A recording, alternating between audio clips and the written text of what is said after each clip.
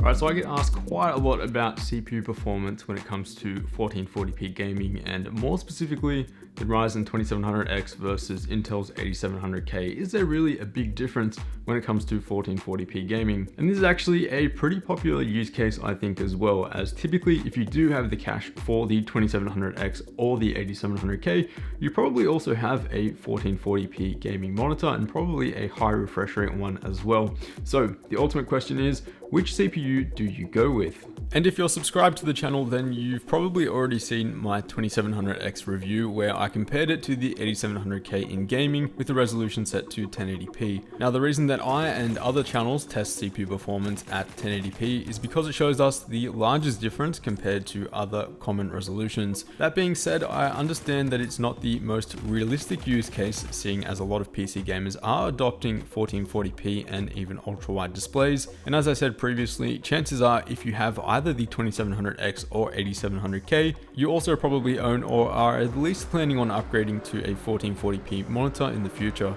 On one hand, you have the 8700K, which is said to be the best gaming CPU that you can currently get your hands on, and on the other hand, you have the Ryzen 2700X, which has an extra 2 cores, an argument for a better upgrade path in the future, and is said to be fairly close in 1440p gaming when compared to the 8700K. So today, that's what we're going to answer. We're going to restrict the resolution to 1440p and target high settings with the GTX 1080 Ti.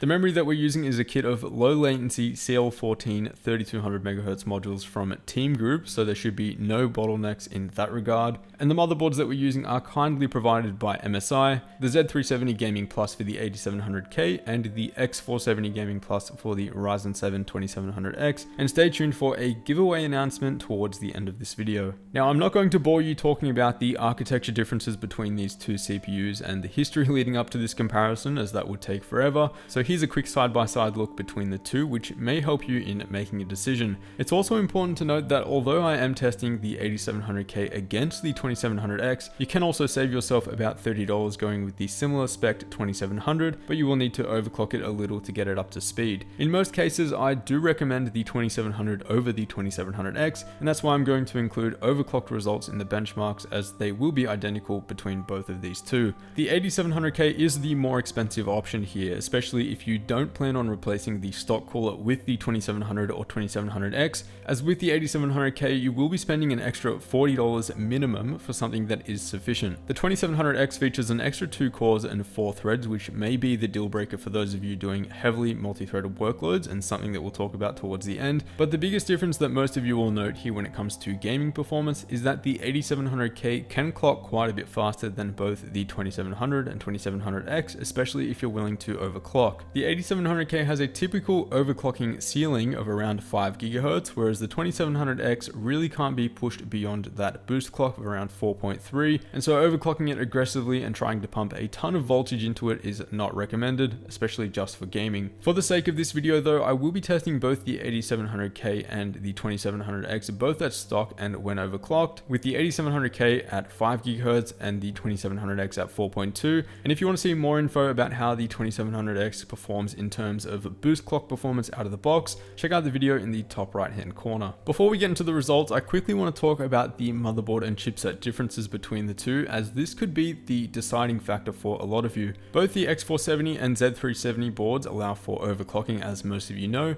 but the biggest difference is that with the Z370 board, if you're using an 8700K, there really isn't no upgrade path beyond that. The X470 motherboard though will be good for another 2 years, or rather 2 CPU generations, potentially allowing you to upgrade to a Zen 3 CPU in the year 2020 and spring new life into your system without upgrading any components. Now, it's up to you whether that upgrade path means anything or not, and whether or not you really care about upgrading your board the next time you upgrade your CPU. But in my opinion, if you're getting your hands on a solid Z370 or X470 board and paying decent money for it, of course you'd want that board to last you as long as possible. So if you want this build to last you a while, then the thought of grabbing an X470 board now along with the 2700X and then simply dropping in a new CPU in 2 or 3 years time is a valid reason to choose the Ryzen processor over the Intel one. I do understand though that some people may see that $150 or so over the course of 2 or 3 years to not really be a real deal breaker amount or a convincing enough argument, so it really is up to the individual. Another conversation is if you are going to buy the 2700X or the 8700K, do you really plan on upgrading within the next 2 or 3 years anyway? But that is a conversation for the end of this video. In terms of other board differences, there are a couple other reasons one might want to go with the 8700K and the Z370 chipset over the 2700X on X470, and the main one comes down to memory support. Now, I mentioned in my 2700X review a few months ago that memory support has improved tremendously compared to first generation. However, back then I didn't have a demanding memory kit like the one that I have here now. This is a 32GB kit from Team Group using Samsung B-Die ICs rated at 3200 MHz at CL14 out of the box. On the Z370 board, I had no issues running the full 32GB at 3200 MHz, but the X470 board could only achieve 2933 MHz at 32GB. I'm sure if I spend another hour or so tweaking the voltage, I could probably get it to run at the full speed, but just thought I'd mention this as it's definitely something to keep in mind for those with lots of memory. 16GB though was no issues at 3200 MHz, so that's what I'll be using for testing this on both boards. Now, both boards can be had for around $129 looking at the current pricing on Amazon,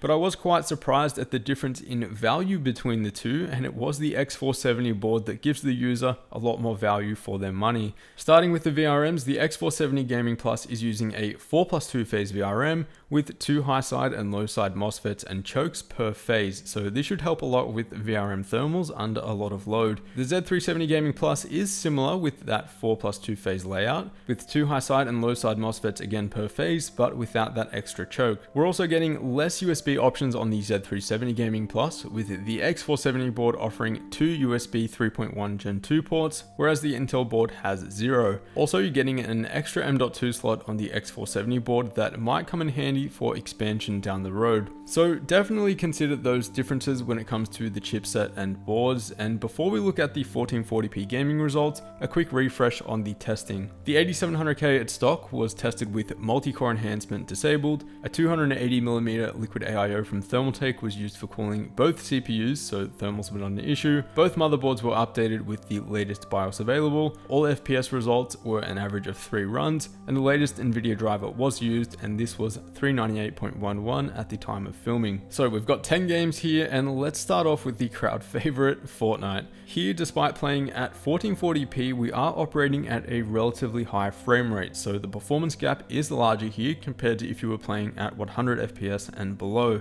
Otherwise, the 8700K is beating the 2700X here with 173.9 FPS on average and 188.4 once pushed up to 5 GHz, which definitely makes the case for overclocking in this game. The 2700X though sits at 163.1 FPS on average, and there is a small bump if you lock it to 4.2 GHz, but as I said before, probably not worth it. Battlefield 1 showed virtually identical performance on average for both the 2700X and 8700K in the stack, whether overclocked or not, which was great to see, but the 8700K does have a slightly stronger lowest 1% FPS result, about 10 to 15 FPS in front of the 2700X. And whether anyone still plays it or not, there is a similar gap in PUBG. Again, we're still operating at a high frame rate here with above 120 FPS for both CPUs, but the 8700K is able to maintain a higher frame rate during the benchmark. Overclocking the 2700X in this game is definitely pointless given the extra power and heat for the small trade-off in FPS, but overclocking the 8700K with an extra 600 MHz above the 6-core boost may be worth it for those looking for a competitive edge. Project Cars 2 is a new game that I've added into the stack here and seems like it's really sensitive to CPU frequency when it comes to gaming performance. The 2700X is within a close margin to the stock 8700K, but the overclocked 8700K does take a significant lead. I've re-added Overwatch here since I've refined the benchmark runs to be a lot more stable, and again, it's at these higher frame rates that faster CPUs will be able to keep up with the number of draw calls being sent to the GPU in addition to performing other tasks, and as a result, this is one of the larger margins between the 2700X and the 8700K 2700K that I've seen. In GTA 5, the results are a little bit closer, with above 100 FPS on average, with the stock 2700X sitting at 103.2 and the stock 8700K sitting at 111.1. The lowest 1% results were pretty close between both CPUs as well, with the overclocked 8700K taking a decent lead. And another game where the CPUs did perform quite closely was Witcher 3, with the lowest 1% FPS results neck and neck, and only a 4.5 FPS difference between the overclocked 2700X and 8700K, yielding virtually no difference. There's not a large difference between the 2700X and the 8700K in Rainbow Six Siege either, with the overclocked 2700X hitting 117.7 FPS on average compared to 123.5 FPS on average for the overclocked 8700K. This is a fairly competitive game though, so that might be a significant amount for some of the viewers. By far the biggest margin between both CPUs though was seen in Civilization 6, which is understandable seeing as this is quite a CPU intensive game, with AI decision making placing a large toll on both processors. It's quite frequency sensitive as well, with even the 2700X taken from its standard boost in games of around 4 to 4.1 GHz up to 4.2 gives us a 7% increase, and that of course scales right up to the overclocked 8700K. In contrast though, Ghost Recon Wildlands shows a smaller margin overall, with 83.3 FPS on average for the stock 2700X and a negligible difference once overclocked, with a small lead for the 8700K in front, but an arguable noticeable difference with an 8% increase when comparing both CPUs when overclocked. Okay, so all up, taking the average of all 10 games, the 8700K was 7.4% faster than the stock 2700X and 9.5% faster when both CPUs were overclocked. This is because the 8700K has a larger overclocking ceiling than the 2700X, as we discussed earlier, and it turns out that this is beneficial both in CPU intensive titles with a lot of AI like Civilization 6 and Project Cars 2, and also those games that operate at a typically high frame rate like Fortnite and Overwatch. Otherwise, you're looking at roughly a 7% difference depending on the game, and that really is a hard decider for a lot of people. Again, just to reiterate, despite gaming at 1440p here, I did target reasonable quality settings with a GTX 1080 Ti, giving us over 100 FPS in every game here in the stack. If you're someone who prefers gaming under that amount though, the 2700X will close the gap on the 8700K without a doubt, so just keep that in mind. So clearly there is a gap here in favor of the 8700K, with about a 7% lead when both CPUs are at stock and about a 9% lead when both are overclocked. Of course, that's because the 8700K has that extra overclocking ceiling. Whether or not that's a massive difference though is going to depend completely on you guys and what your current situation is, and of course your upgrade path into the future. Personally, I would argue that if you are building a PC with the 2700X or the 8700K, it's not absurd for you to think that this PC could last you about 4 or 5 years given the performance, and given that it's not a light investment either. I mean, we're talking about $300 or so for a CPU. Now, the biggest argument that I see for Ryzen processors, and one that I've certainly mentioned in this video and in previous videos, is that if you do go with a Ryzen processor such as the 2700X, you could upgrade next year to a new generation Ryzen processor just by swapping it into your motherboard, and same goes for the year after that, year 2020, you'll have a Zen 3 CPU and you could swap to a fresh chip. However, I would argue that if you are going with the 2700X, do you really want to upgrade in 2019 or 2020? I mean, the 2700X is a great chip. Certainly that upgrade path argument is valid for the 2200G, 2400G, and the 2600, but I think at the 2700X sort of price point and performance, you probably shouldn't be using that as, the main driver for going with that CPU. So the conversation then becomes 2700X or 8700K for your use case, because the reality is that these CPUs should last you a good amount of time. Certainly in terms of gaming performance, the 8700K is objectively better than the 2700X in 1440p gaming, as we've seen in this video, but whether that few percentage point difference is enough for you to go that route is completely up to you. One thing's for sure though, and that's that we have only looked at 1440p gaming performance with these two processors, and I do have a full 2700X review which you can check out in the top right hand corner. Now, one thing's for sure, the 2700X and the 2700 for that matter are really just built for raw multi-threading power. So if you are doing a lot of multi-threaded workloads on the side that cannot be CUDA accelerated, I think it's fair to say that the 2700 and 2700X are a much better option than the 8700K since they have an extra 2 cores and 4 threads. I'll leave a link down below for the X470 Gaming Plus motherboard giveaway down below.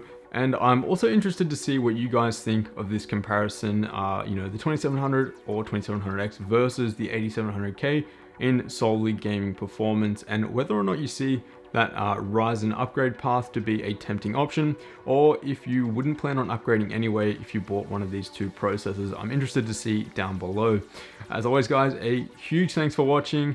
Don't forget to subscribe if you haven't already, and I will see you all in the next one.